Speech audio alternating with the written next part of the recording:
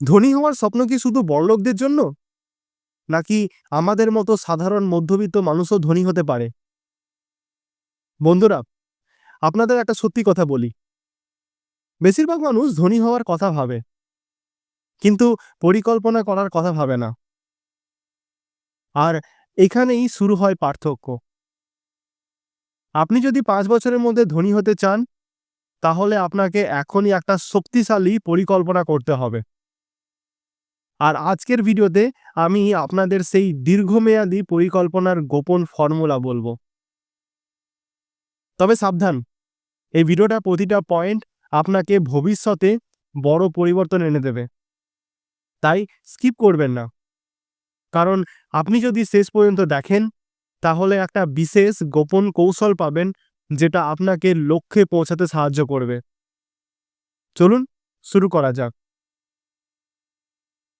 আপনার বর্তমান আর্থিক অবস্থার ছবি কেমন? আপনি কি মাস শেষে টাকা বাঁচাতেই পারেন না, নাকি কিছু সঞ্চয় করতে পারেন? সত্যি কথা বললে, বেশিরভাগ মানুষ নিজের আর্থিক অবস্থার সত্যিটা মানতে চায় না, কিন্তু এটা প্রথম ধাপ। ধরুন রাহুলের কথা, একজন সাধারণ চাকরিজীবী, মাসে 25,000 টাকা আয় করে, কিন্তু মাস শেষ হতেই প্রায় সব টাকা শেষ। রাহুল কখনো হিসাব করেনি যে তার টাকা কোথায় যাচ্ছে। একটা খাতা নিন বা ফোনের নোটে লেখেন, মাসে আপনি কত আয় করছেন, কত খরচ করছেন এবং কতটা বাঁচাতে পারছেন তা বুঝুন। এটা করতে পারলেই আপনি বুঝবেন কোথায় খরচ কমানো দরকার। আপনার টাকা না হলে বড় স্বপ্ন অধরা থেকে যাবে। তাহলে বলুন তো, আপনি কি রাহুলের মতো মাস শেষে শূন্য হাতে দাঁড়িয়ে থাকেন? ধনী হতে চান, কিন্তু কেন? ধনী হওয়ার মানে কি? একটা গল্প শোনাই। সুমনা একজন স্কুল শিক্ষিকা, যার 5 বছরের মধ্যে একটা নিজের বাড়ি কেনার স্বপ্ন আছে। তার লক্ষ্য পরিষ্কার ছিল, আর তাই সে পরিকল্পনা করতে পেরেছিল। আপনার লক্ষ্য পরিষ্কার করতে হবে। সেটা হতে পারে নিজের বাড়ি কেনা, 20 লক্ষ টাকার একটা ফান্ড তৈরি করা, বা নিজের ব্যবসা শুরু করা। আপনার লক্ষ্য যত পরিষ্কার হবে, আপনার পরিকল্পনা ততই কার্যকর হবে। আর লক্ষ্য লিখে রাখুন। গবেষণায় প্রমাণ করেছে, লক্ষ্য লিখলে তা পূরণ হওয়ার সম্ভাবনা প্রায় 42% বেড়ে যায়। লক্ষ্য ছাড়া জীবনে একটা মানচিত্র ছাড়া গাড়ি চালানোর মতো। আপনি পৌঁছাবেন কোথায়? এখন আসি সবথেকে গুরুত্বপূর্ণ বিষয়ে, ইনভেস্টমেন্ট। মনে রাখবেন, শুধু সঞ্চয় করে ধনী হওয়া সম্ভব নয়। ধরুন আপনি 5 বছরের মধ্যে 10 লক্ষ টাকা জমাতে চান। আপনি যদি শুধু সঞ্চয় করেন, তাহলে তা খুব কঠিন হবে। কিন্তু যদি ইনভেস্টমেন্ট করেন, তাহলে সেই স্বপ্ন বাস্তব হতে পারে। আজই ইনভেস্টমেন্ট করুন।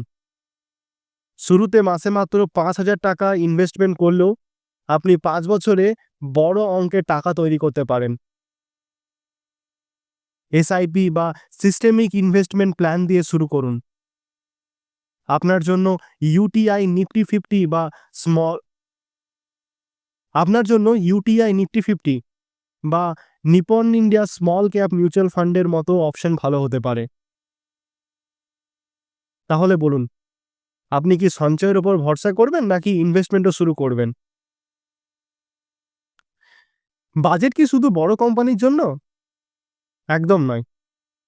আমরা যখন বাজেটের কথা শুনি, তখন মনে হয় এটি খুব কঠিন বা সময় সাপেক্ষ, কিন্তু এটি অত্যন্ত সহজ। ধরুন আপনার আয় 25,000 টাকা।